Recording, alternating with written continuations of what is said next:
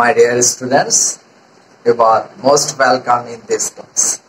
I am Dilip from DKD English. I hope all of you are very good. আজকে এই ক্লাসে তোমাদের জন্য কি রয়েছে সেটা নিশ্চয়ই ইতোমধ্যে বুঝতে পেরেছো। পার্সিপিয়াস অথবা ওয়ার্ড ক্লাসেস, এটা গ্রামারের একদম শুরুর দিকের ক্লাস বলতে পারো।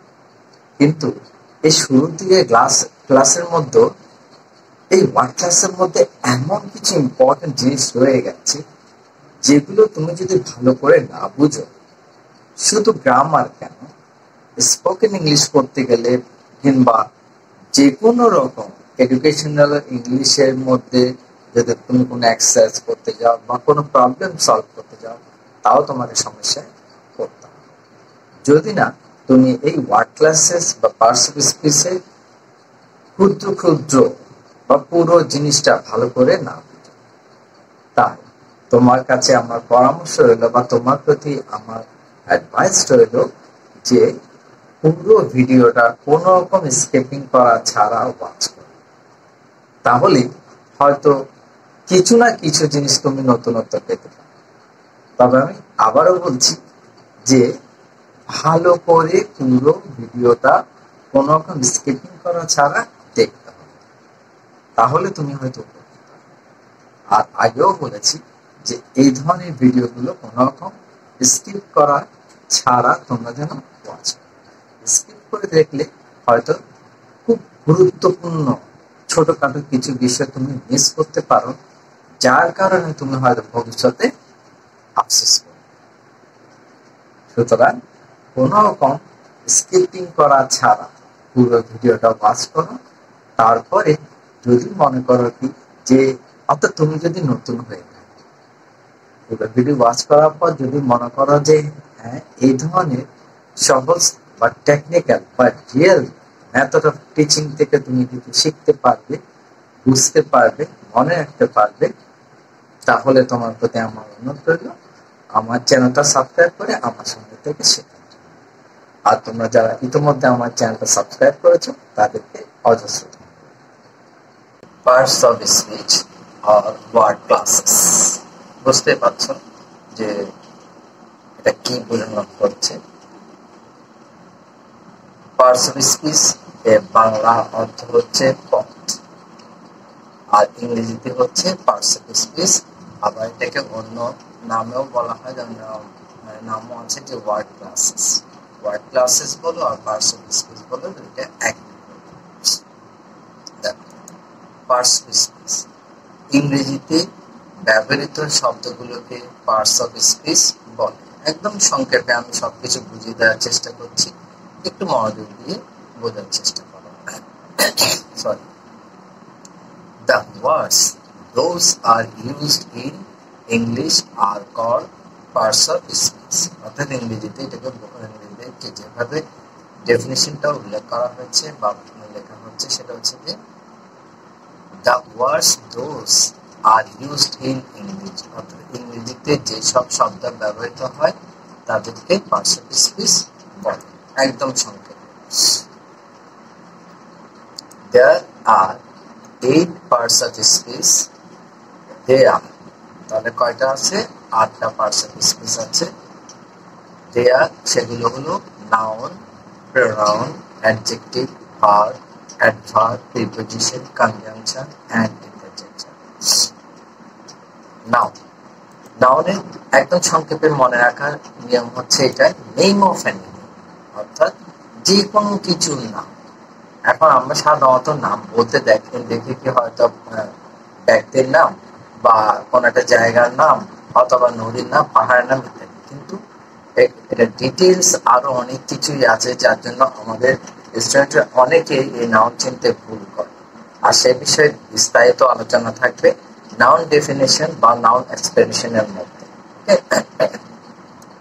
যে শব্দ দ্বারা কোনো ব্যক্তি, যেমন একটা নাম দিয়েছি রুবেন, বস্তু, পেন, কলম, স্থান, ঢাকা, কাজ, রাইটিং, লেখা, নদী, পদ্মা, পাহাড়, কেওক্রাড়া, পর্বত, দার্জিলিং, দেশ বাংলাদেশ, জাতি মুসলিম, হিন্দু ইত্যাদি। ভাষা ইংলিশ, বাংলা। প্রাণী ক্যাট। দেখা যায় অথবা দেখা যায় না এমন কোনো গুণাবলী, অনুভূতি কাইন্ডনেস দয়া। ধারণা বিশ্বাস ও ধর্মের নাম বোঝায়, সেই শব্দকে নাউন বা বিশেষ্য বলে। যেমন Soma, pen, Dhaka, walking, Muslim, honesty, সততা। গোল্ড স্বর্ণ, ওয়াটার পানি, টিম দল, committee class, kindness strength, love idea, Islam malaria etcetera. এখানে একটা এক্সাম্পল দেওয়া হয়েছে, Vishnu is my best friend, অর্থাৎ বিষ্ণু আমার প্রিয় বন্ধু।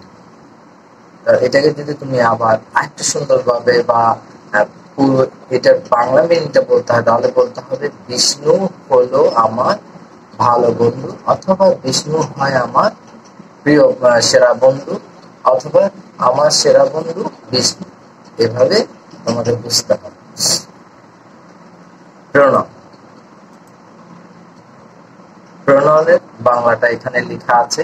যেসব শব্দ বাক্যে নাউন্স বা বিশেষ্যের পরিবর্তে ব্যবহৃত হয়। তাহলে নাউন্সে এই যে আমরা এতক্ষণ পড়লাম যে ব্যক্তির নাম, বস্তুর নাম, নদীর নাম, পাহাড়ের নাম, পর্বতের নাম, দেশের নাম ইত্যাদি, এসব নামের পরিবর্তে, এসব নাম না বসিয়ে এদের পরিবর্তে যে শব্দগুলো বসে বা ব্যবহৃত হয় সেগুলো হচ্ছে প্রণাম। সেগুলোকে প্রণাম বা সর্বনাম বলে। এটা হবে বলে। সরি, এখানে was standing instead of now, একদম সংক্ষেপে। যারা ইংলিশ মিডিয়াম শিখতে চাচ্ছে বা ইংলিশ মিডিয়ামে পড়ো তারা এটা মনে রাখতে হবে, what standing instead of nouns, অর্থাৎ নাউনের পরিবর্তে যেসব শব্দ ব্যবহৃত হয়। যেমন I, we, me, us, you, yours, she, he, his, her, they, them, there, this, that, this, those।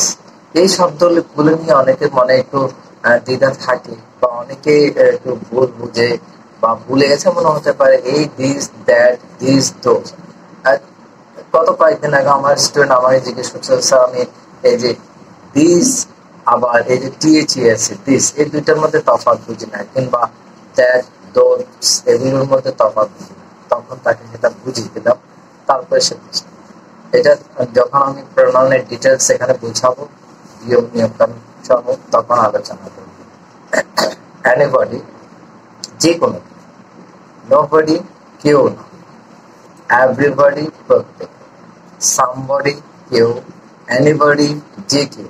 এগুলোর অর্থ অনেকে জানে না, সেটা তোমরা একটু এগুলো লিখে রাখার চেষ্টা করো, এবং ভালো করে মুখস্থ শিখে ফেলার চেষ্টা করো। সামওয়ান কেউ, এখানে দেখো সামবডি কেউ, সামওয়ান কেউ, এগুলো অর্থ একই। আবার এভরিওয়ান সবাই, না কোনো কেউ, এনিথিং কিছু, থিং এনিথিং কিছু, এগুলো সাধারণত দ্রব্য বা বস্তুর পরিবর্তে বসে। এভরিথিং সব কিছু, নাথিং কিছুই না, সামথিং কিছু, সামবডি কেউ, হু কে, সামবডি মানে দুবার লেখা আছে, এখানে একবার লেখা আছে সামবডি। হুইচ কোনটি, হোয়াট কি, ইচ প্রতিটি, ওয়ান এনি যে কোনো, etcetera. He is my best friend. দেখো ওখানে প্রথমবার এখানে দিয়েছিলাম বিষ্ণু, এখন এখানে দিলাম বিষ্ণুর পরিবর্তে হি, অর্থাৎ বিষ্ণুটা হচ্ছে নাউন, ফ্রেন্ডও নাউন, কিন্তু এখানে হি হচ্ছে প্রনাউন, আর এখানে মাইটাও প্রনাউন, এখানে মাইটাও pronoun. Is my best friend. Adjective যেসব শব্দ বাক্যে নাউন বা বিশেষ্যের প্রোনাউন বা সর্বনামের দোষ, গুণ, অবস্থা, সংখ্যা, পরিমাণ ইত্যাদি প্রকাশ করে। একদম আমি সহজ ভাষায় এটা লিখে দিচ্ছি বা বুঝিয়ে দিচ্ছি, একবার বুঝে গেলে তোমাকে আর ভুলতে হবে না, ভুলে যাবে না। তাদেরকে অ্যাডজেক্টিভ বলে।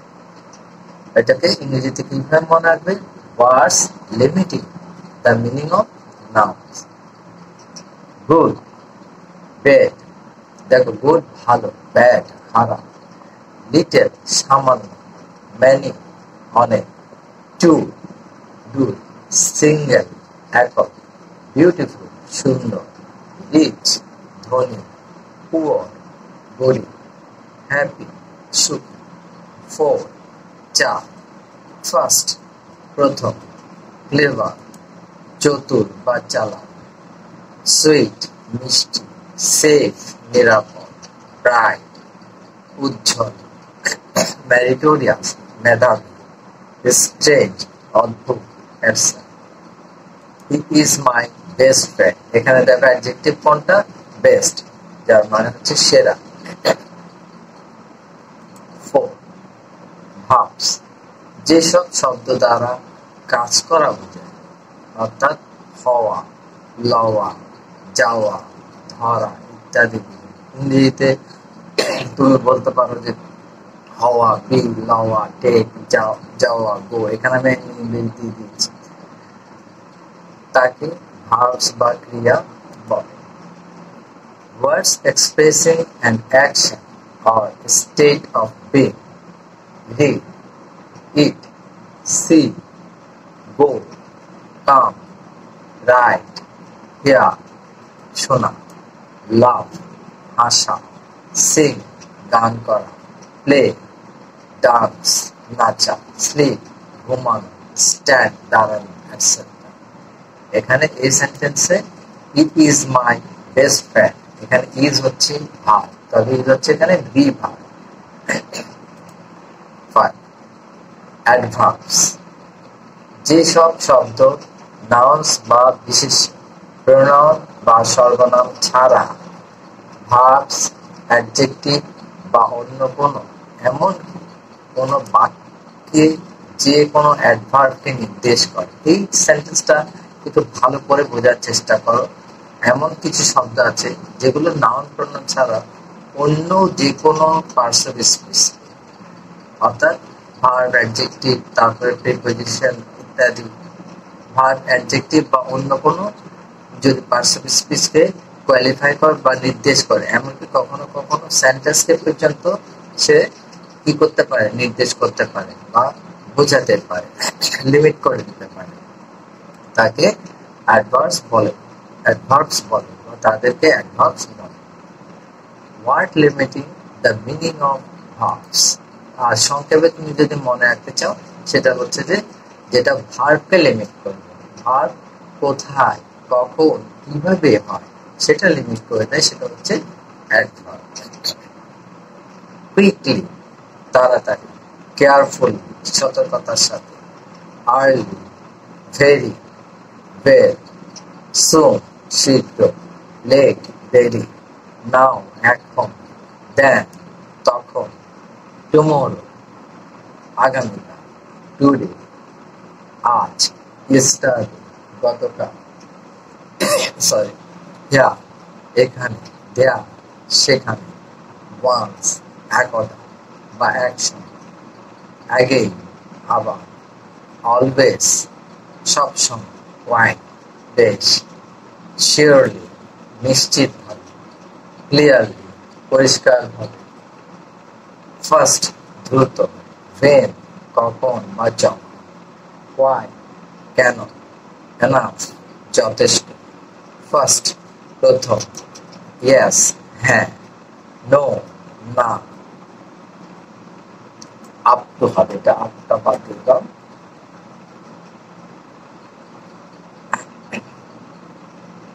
He goes to school regularly, adverb হচ্ছে এখানে রেগুলারলি, সে নিয়মিত স্কুলে যায়, এখানে এই যে নিয়মিত এটা হচ্ছে অ্যাডভার্ব। সে কখন স্কুলে যায়?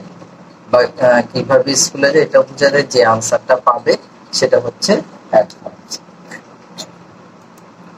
কনজাংশনস, কনজাংশনস এটা সংযোজক অব্যয় বলে এটাকে বাংলায়। যে ওয়ার্ড বা শব্দ দুই বা ততোধিক শব্দ বা বাক্যকে যুক্ত করে তাকে কনজাংশনস বলে। এটাকে সংক্ষেপে মনে রাখতে হলে কি বলতে হবে? Joining words. অ্যান্ড এবং, বাট কিন্তু, সো তাই, দেয়ারফর অতএব, আইদার হয়, অর অথবা, সরি, নাইদার নয়, নয় বা না, নট বা, নট অনলি বাট অলসো শুধু এটা নয় ওটাও, অ্যাজ হিসেবে, ইফ যদি, এটসেট্রা ইত্যাদি। I have a pen and a pencil আমার একটা কলম এবং একটা পেন্সিল আছে। প্রিপোজিশনস যে ওয়ার্ড বা শব্দ নাউন্স বা প্রোনাউনের পূর্বে বসে সে নাউন্স বা প্রোনাউনের সঙ্গে বাক্যের অন্তর্গত অর্থাৎ বাক্যের ভিতরে অপর কোনো শব্দের সম্বন্ধ প্রকাশ করে তাকে প্রিপোজিশনস বলে। Words used with nouns or pronouns to make phrase ইংরেজিতে এটাকে বলা হয় সাধারণত নাউন বা প্রোনাউনের সাথে বসে যেটা ফ্রেজ তৈরি করে, শব্দগুচ্ছ তৈরি করে, সেটাই হচ্ছে প্রিপোজিশন। অ্যাট, এ, বাই, দ্বারা, দিয়ে, নিকটে, ফর, জন্য, ইন, মধ্যে, অফ, এর, অন, উপরে, আউট, বাইরে, অ্যাবাউট, সম্বন্ধে, অ্যালং, বরাবর, আপন, উপরে, আন্ডার, নিচে, আফটার, পরে, ইনসাইড, ভিতরে, আউটসাইড, বাইরে, এটসেট্রা ইত্যাদি। হি গোজ টু স্কুল রেগুলারলি এখানে দেখো গোজ টু ভার্ব, এটা হচ্ছে ভার্বাল ফ্রেজ করতে পারো, verbal phrase. Goes to school এটা নাউন ফ্রেজ বলতে পারো রেগুলারলি, অর্থাৎ এইভাবে সম্বন্ধ প্রকাশ করে। আমি আরেকটা জিনিস বলছি, এখানে আমি বেশ কিছু উদাহরণ মোটামুটি ওয়ার্ড দিয়ে উদাহরণগুলো লিখে দিয়েছি। অনেকে একটা উদাহরণ দিয়ে শেষ করে দেয়, মানে শুধু কাকে বলে উদাহরণ একটা দুটা, কিন্তু এসব ব্যাপারে খেয়াল রাখতে হবে কি তুমি যত বেশি মনে রাখবে, যত বেশি শিখবে, তত তোমার জন্যই ভালো হবে। ইন্টারজেকশন যে ওয়ার্ড বা শব্দ মনে সুখ, দুঃখ, হতাশা, আনন্দ, বিস্ময়, ভয়, ঘৃণা ইত্যাদি অনুভূতি আকস্মিকভাবে প্রকাশ করে তাকে ইন্টারজেকশন বলে। Words used to express a certain feeling. Oh, fine, লজ্জা, লাস, হাই, ব্রাভো, ভালো হয়েছে, হুররে এটা একটা আনন্দজনক শব্দ, আনন্দ বা উল্লাস প্রকাশ করার জন্য, হুররে, আহ, হুশ, চুপ, etcetera. Bravo, you have done, মানে ভালো হয়েছে, তুমি ভালো করেছো। উপরোক্ত ৮ শ্রেণীর পার্শ্ব স্পেস ছাড়াও এ এন্ড বি শব্দগুলোকে বা শব্দগুলো বাক্যে অ্যাডজেক্টিভ হিসেবে কাজ করে। এই যে শব্দগুলো বাক্যে অ্যাডজেক্টিভ হিসেবে কাজ করে, এটা অ্যাডজেক্টিভ হলে এটা কিন্তু অন্য আর একটা কি আছে চ্যাপ্টার আছে এগুলোকে নিয়ে, সেগুলো নিশ্চয়ই তোমাদের জানা আছে, সেটা হচ্ছে আর্টিকেলস। আর্টিকেলস এর স্পেশাল ব্যবহার আছে, সেই জন্য এটা আর্টিকেলসে পড়তে হবে। ওকে, তাহলে এবার গেল এতটুকু পর্যন্ত। আরেকটা জিনিস পর observe the following sentences carefully, অর্থাৎ নিজের যে সেন্টেন্স গুলো দেওয়া আছে এগুলো খুব সতর্কতার সাথে কি করতে বলছে, লক্ষ্য করো, অবজার্ভ করো। মাই friend gave me a new watch for my birthday, আমার বন্ধু আমার জন্মদিনে একটি ঘড়ি উপহার দিয়েছে। তাহলে দেখো এখানে সেন্টেন্সটা তোমার কাছে লম্বা মনে হতে পারে, কিন্তু সেন্টেন্স সাজানো বা স্ট্রাকচার কিভাবে অ্যানালাইজ করতে হয়, বাড়াতে হয়, এ বিষয়ে আমি আগেও কিছু কিছু তোমাদেরকে শিখিয়েছি। এখনো বুঝিয়ে দিচ্ছি, সেটা খেয়াল রাখবে। তুমি যদি এটাই ধরো, মাই ফাদার গেভ মি, আমার বন্ধু আমাকে দিয়েছিল, কিন্তু কি দিয়েছিল? এখানে দেখো সাবজেক্ট মাই ফ্রেন্ড গেভ আর মি অবজেক্ট। এখন দেখো এ নিউ ওয়াচ, একটা নতুন ঘড়ি। এখানে এ নিউ ওয়াচ কিন্তু অবজেক্ট, অর্থাৎ এই সেন্টেন্সে ডাবল অবজেক্ট আছে। একটা হচ্ছে মি আর একটা হচ্ছে new watch. For my birthday, আমার জন্মদিন। ফর প্রিপোজিশন, মাই প্রনাউন, তারপর বার্থডে কি নাও। তারপর এটা আমার বন্ধু আমার জন্মদিনে একটি ঘড়ি উপহার দিয়েছে। তো এখানে কোন সাইড দেখো, একটা ওয়ার্ড ওয়াচ আন্ডারলাইন করা হচ্ছে, রেড মার্ক করা হচ্ছে, সেটা একটু খেয়াল রাখবে। এখানে ওয়াচ দিয়ে কি বোঝাচ্ছে? নতুন ঘড়ি বোঝাচ্ছে, একটা ঘড়ি বোঝাচ্ছে। এখানে সেটাকে ঘড়ি বোঝানো হতো, ঘড়ি বোঝানো হচ্ছে মানে কি এখানে একটা নাউন বোঝানো হচ্ছে। এবার এখানে দেখো, we are going to watch a football match, আমরা একটা ফুটবল প্রতিযোগিতা দেখতে যাচ্ছি। we are going, আমি যদি এতটুকু ধরি, we are going subject auxiliary verb, তারপর প্রিন্সিপাল ভার্বের সাথে আইএনজি, অর্থাৎ present continuous tense.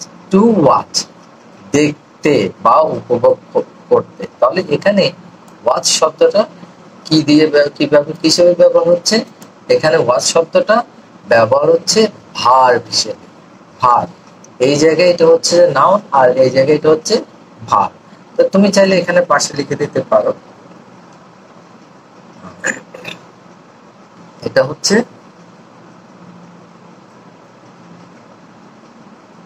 Noun,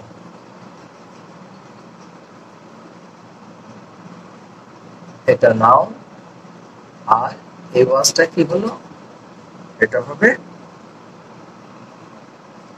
verb. ঠিক আছে? এবার একটু লক্ষ্য করো, we have a faithful watchman. Watchman, watchman, watchman অর্থ হচ্ছে পাহারাদার বা দারোয়ান। ওয়াচম্যান, আমাদের একটা বিশ্বস্ত দারোয়ান আছে। তাহলে এখানে ওয়াচ, এটা হচ্ছে অ্যাডজেক্টিভ হিসেবে কাজ করছে। এটা ওয়াচম্যান পুরোটা অ্যাডজেক্টিভ হিসেবে কাজ করছে। আবার এখানে দেখো, we have a faithful watch dog. Watch dog হচ্ছে পাহারাদার কুকুর। তো এই ক্ষেত্রে সেটা কি হিসেবে কাজ করছে? সেটা তোমার অ্যাডজেক্টিভ হিসেবে কাজ করছে ওয়াচটা। এখানে তোমাকে সেটা খেয়াল রাখতে হবে। আবার যদি তুমি পুরোটা দেখো ওয়াচ, ওয়াচ ডগ, তাহলে পুরোটা মিলে হয়তো নাউন হয়ে যাবে। ঠিক আছে? আমি যেহেতু এখানে ওয়াচটা আলাদা করে দিয়েছি, তাই সেহেতু তোমাকে ওয়াচটা ভাবতে হবে অ্যাডজেক্টিভ। নেক্সট,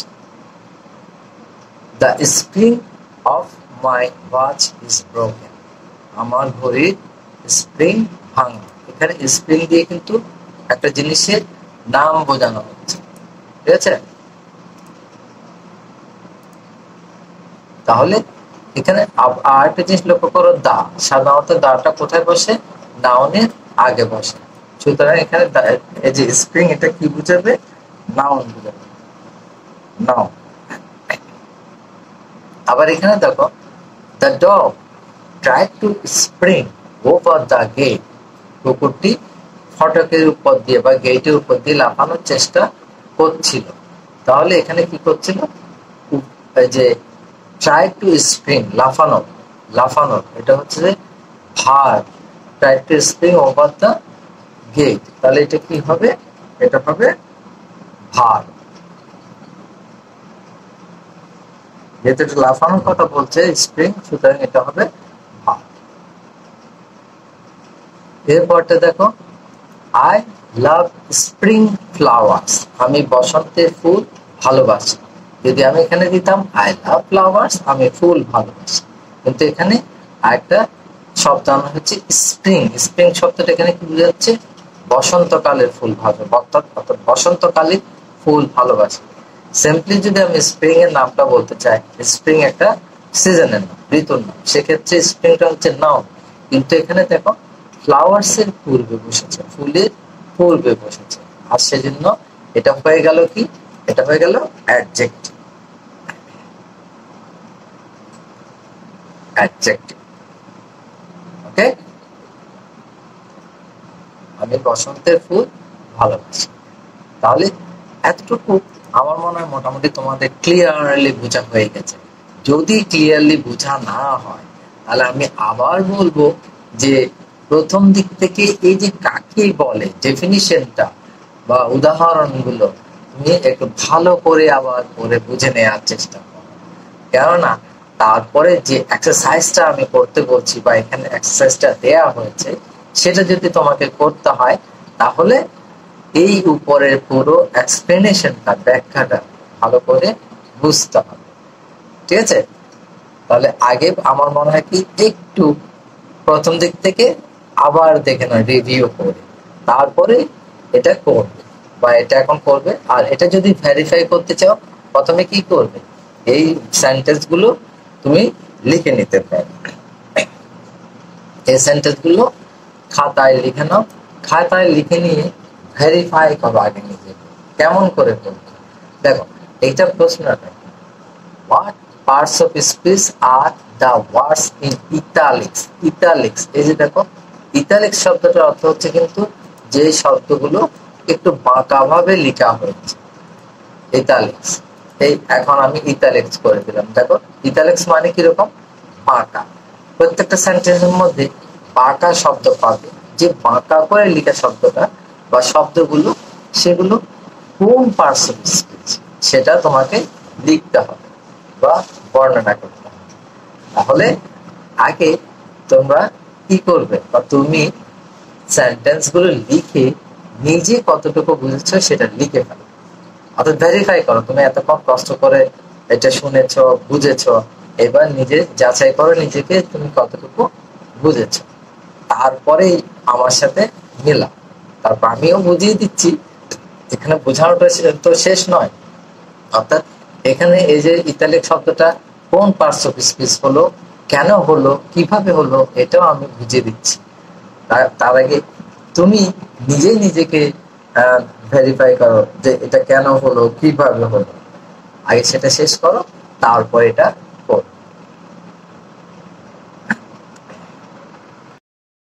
তাহলে তোমরা তোমাদের মতো করো, আর আমি আমার মতো করে বুঝিয়ে দিচ্ছি, অর্থাৎ যেভাবে বুঝিয়ে দিতে হয় সেটা বুঝিয়ে দিচ্ছি। What part of speech are the words in italics? আগে বললাম যে বাঁকা হরফ গুলো বা বাঁকা অক্ষর গুলো কোন পার্টস অফ স্পিচ সেটা তোমাকে কি করতে হবে, লিখতে হবে বা বলতে হবে। দেখো এখানে বলছে এক নম্বরে, turn to the right or at the corner, ডান দিকে কোণে ঘোরা।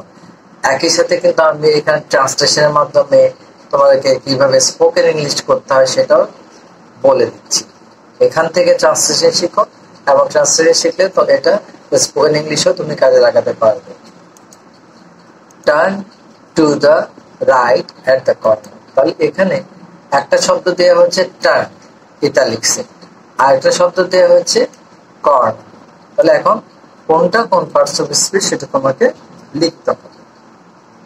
এখন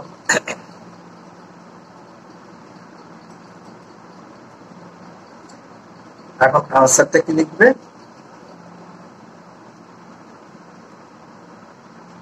আনসার প্রথমে লিখো টার্ন। এখন টার্নটা কোন পার্টস অফ স্পিচ, দেখো টার্ন মানে কি, এখানে ঘোরা, এটা ইম্পারেটিভ সেন্টেন্স, অর্থাৎ আদেশ উপদেশমূলক বাক্য বা নির্দেশমূলক বাক্য। তাহলে টার্ন এখানে প্রথমে শুরু হয়েছে, ভার্ব দিয়ে শুরু হয়েছে, অর্থাৎ এটা হচ্ছে ভার্ব, ঘোরানো হচ্ছে ভার্ব। তাহলে তুমি এখানে লিখলে এটা ভার্ব। এরপর এটা কি, কর্নার,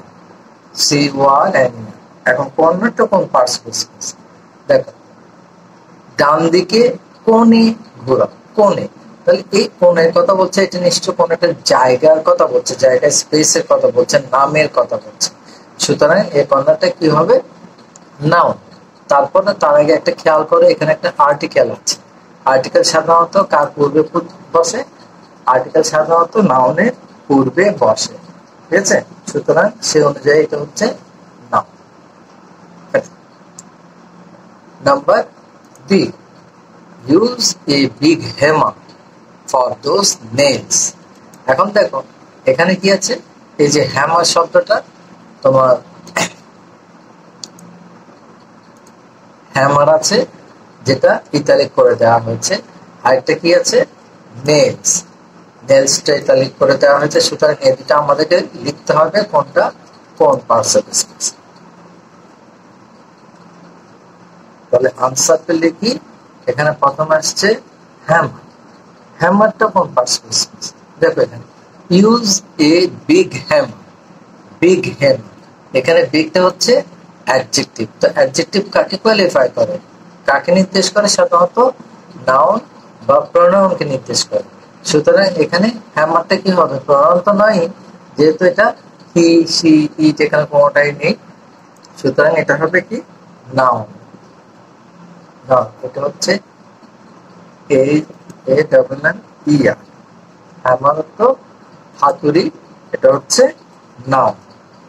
আবার ফর দোজ নেলস, ওই প্যারাগুলোর জন্য, ওই প্যারাগুলোর জন্য। এখানে নেলস নিশ্চয় কোনো জিনিসের নাম বোঝাচ্ছে, সুতরাং নেলস কি হবে, নেলস হবে নাউন।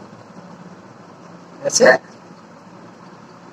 এবার number 3, number 6, hammer the nails in well. এখানে ওয়াল হবে, ওয়াল দেওয়ালে। তাহলে দেওয়ালে প্যারাগুলো ঠোকাও। এবার এখানে লক্ষ্য করো যে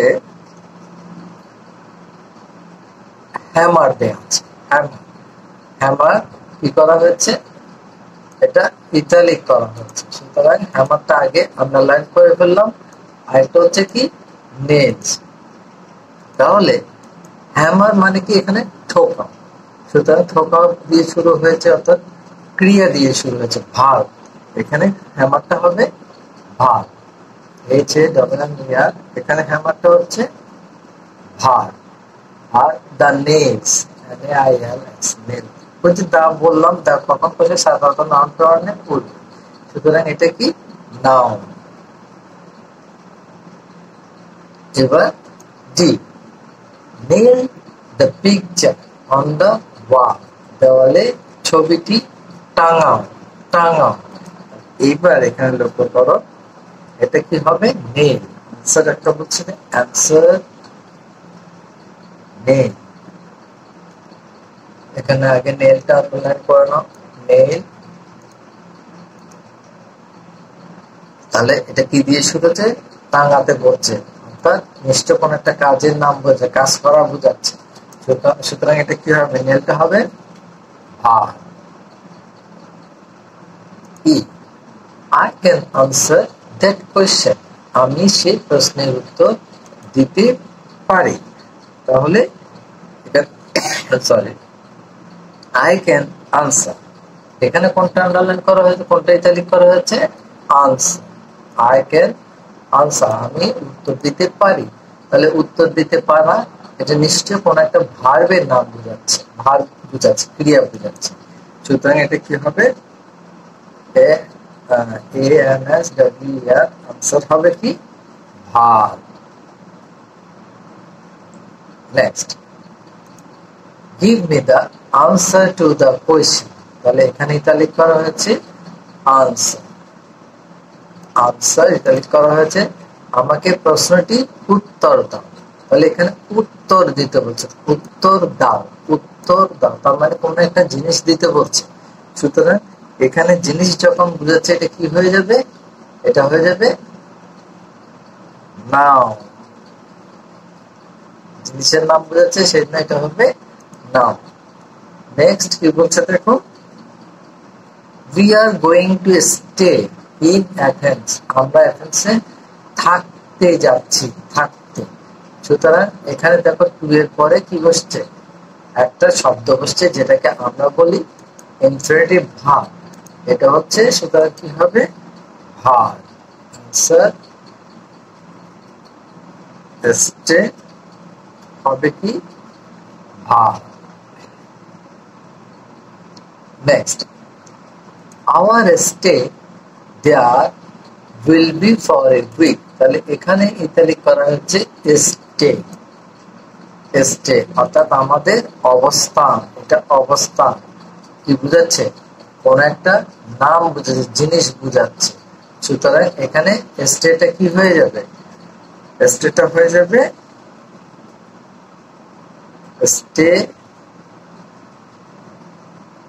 স্টে হয়ে যাবে নাউন।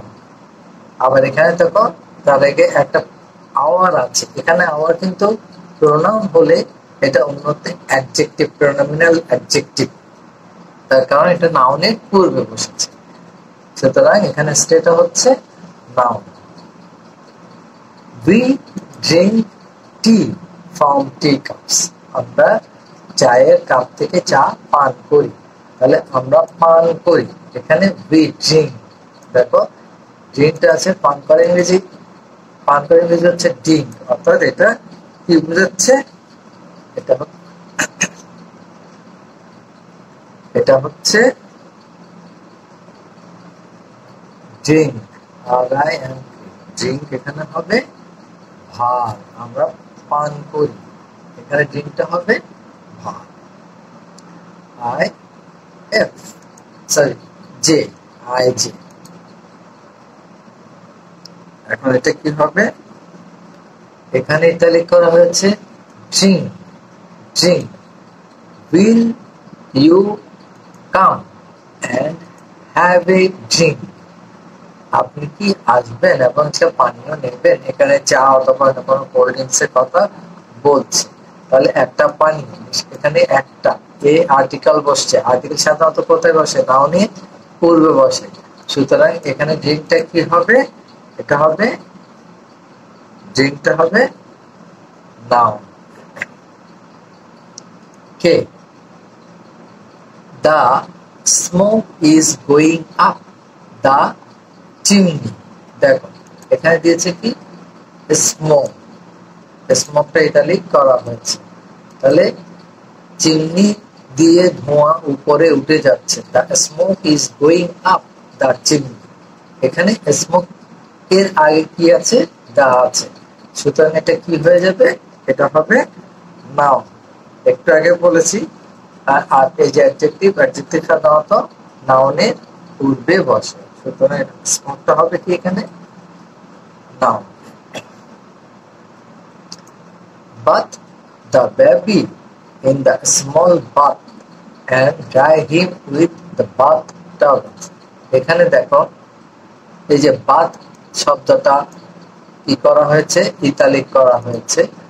আবার এখানে স্মল বাথ শব্দটাও ইতালিক করা হয়েছে। আবার এখানেও বাথ টাওয়েল ইতালিক করা হয়েছে। খুব মনোযোগ দিয়ে লক্ষ্য করো।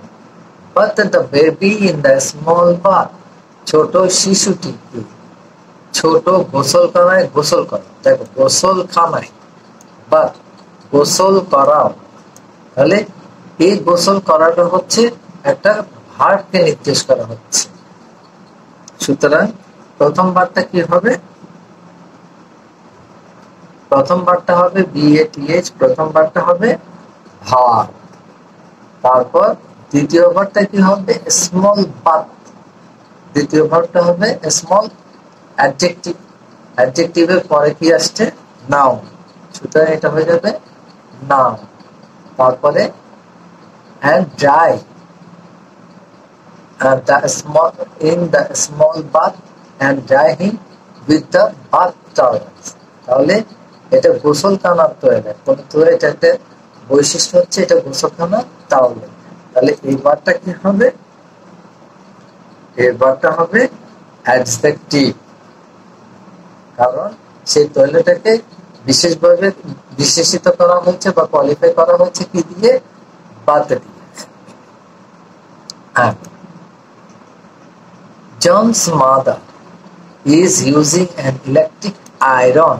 Electric iron, এটা কি করা হচ্ছে? ইতালিক করা হচ্ছে। To iron John's shirt. এখানে ইংরেজি শব্দগুলো দেখো, আমরা একটা শব্দ দেখলে ওইটা অর্থ ধুম করে বলে দিই, কিন্তু আসলে সেটা তুমি ধুম করে বলতে পারবে না, কারণ ওই শব্দটা সেন্টেন্সের কোথায় কিভাবে ব্যবহার হচ্ছে সেটা বুঝে তোমাকে বলতে হবে এটা কোন পার্টস অফ স্পিচ। জনের মা শার্ট ইস্ত্রি করার জন্য একটি বৈদ্যুতিক আয়রন ব্যবহার করেছে। তাহলে ইলেকট্রিক আয়রন, এখানে কোন একটা বৈদ্যুতিক আয়রন বলতে কোন একটা জিনিসের নাম বলছে। সুতরাং প্রথম আয়রনটা কি হবে? প্রথম আয়রনটা হবে নাউন।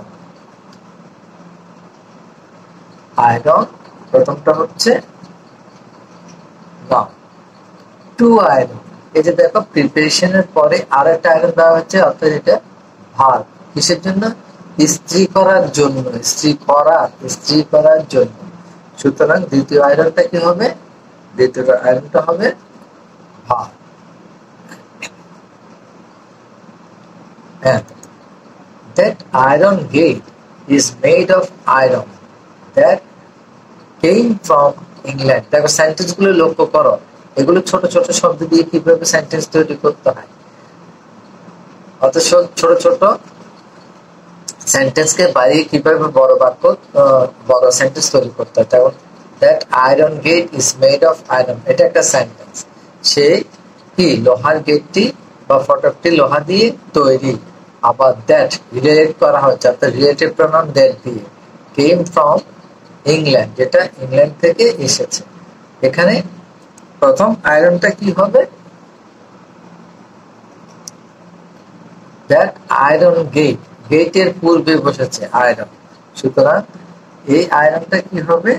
গেটটা যেহেতু নাউন, নাউনের পূর্বে আয়রন বসছে, সুতরাং এটা হয়ে যাবে অ্যাডজেক্টিভ। অর্থাৎ আয়রন দিয়ে সেই গেটকে বিশেষিত করা হচ্ছে, বিশ্লেষণ করা হচ্ছে। ইজ মেড অফ আয়রন, লোহা দিয়ে তৈরি, লোহা দিয়ে। তাহলে কোন একটা জিনিস দিয়ে তৈরির কথা বলছে। সুতরাং দ্বিতীয় আয়রনটা কি হয়ে যাবে? দ্বিতীয় আয়রন হয়ে যাবে noun that came from England. These plants need water. You must water them every day in dry weather. These plants, এই চারা গাছগুলো, তাহলে এটা কি করা হয়েছে? ইতালিক করা হয়েছে, আর এখানে ওয়াটারটা ইতালিক করা হয়েছে। ওকে, তাহলে বাংলাটা কি বোঝাচ্ছে? এই চারাগুলো জলের প্রয়োজন। These plants need water. You must water them every day in dry weather. শুষ্ক আবহাওয়া, শুষ্ক আবহাওয়ায় তোমার তাদেরকে অবশ্যই জল দিতে হবে। দ্যাম মানে তাদেরকে, অবশ্যই মাস্ট জল দিতে হবে। সুতরাং এখানে কি হবে? এখানে প্ল্যান্টসটা হবে ওই চারা গাছগুলোর কথা বলছে, সুতরাং কোন জিনিসের নাম বোঝাচ্ছে। তাই এখানে কি হয়ে যাবে? এটা নাউন। ইউ মাস্ট ওয়াটার, সেকেন্ডটা কি হবে? জল দিতে হবে। তাহলে জল দেওয়াটা কি হয়ে যাবে? ভার্ব।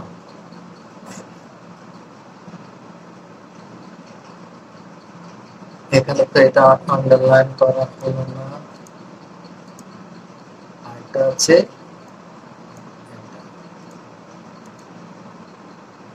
নেক্সট দেখো, I am going to plant some water lilies in my home.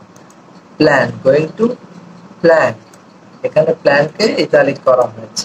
তাহলে প্ল্যানটা কি হবে? কোন পার্টস অফ স্পিচ হবে? PLANT, প্ল্যানটা হবে টু প্ল্যান্ট। টু আছে, তারপরে প্ল্যান্ট আছে, সুতরাং এটা হয়ে যাবে ভার্ব, ইনফিনিটিভ ভার্ব। কাজ করা বোঝাচ্ছে। শাপলা লাগাতে, লাগাতে, টু প্ল্যান্ট, শাপলা লাগাতে। I want you to color these pictures any color you like. এখানে সেন্টেন্স গুলো একটু লক্ষ্য করো, একটু ক্রিটিক্যাল মনে হতে পারে যদি তোমার আগের স্টেজ গুলো, অর্থাৎ আগের যে সেন্টেন্স স্ট্রাকচার, গ্রামাটিক্যাল নলেজ তোমার একদম না থাকে, এগুলো একটু ক্রিটিক্যাল লাগতে পারে। তাই এগুলো একটু মনোযোগ দিয়ে বুঝতে হবে। আমি চাই যে আপনি ছবিগুলো আপনার পছন্দ মতো রং করুন। আমি চাই যে আপনি ছবিগুলো আপনার পছন্দ মতো রং করুন। এখানে কালার কি করা হয়েছে? ইতালিক করা হয়েছে। তাহলে এখানে দেখো কালারের আগে কি আছে, টু আছে, প্রিপোজিশন টু আছে, সুতরাং এটা কি হবে, কালার, এটা হয়ে যাবে ভার্ব। আবার এখানে বলছে কি দিস পিকচার এনি কালার, যে কোনো রং, এখানে কালার কোন জিনিসের নাম বোঝাচ্ছে, সুতরাং এটা কি হয়ে যাবে, দ্বিতীয় কালারটা হয়ে যাবে, দ্বিতীয় কালার হয়ে যাবে নাউন।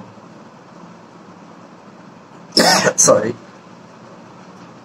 এবার next, nature is the best physician, প্রকৃতি শ্রেষ্ঠ চিকিৎসক, ফিজিশিয়ান। তাহলে এখানে ফিজিশিয়ান কি হবে, বেস্ট অ্যাডজেক্টিভ আছে, অ্যাডজেক্টিভ কাকে কোয়ালিফাই করে, সাধারণত নাউনকে কোয়ালিফাই করে, সুতরাং এখানে ফিজিশিয়ান হয়ে যাবে PHYSICIAN, ফিজিশিয়ান হবে কি নাউন।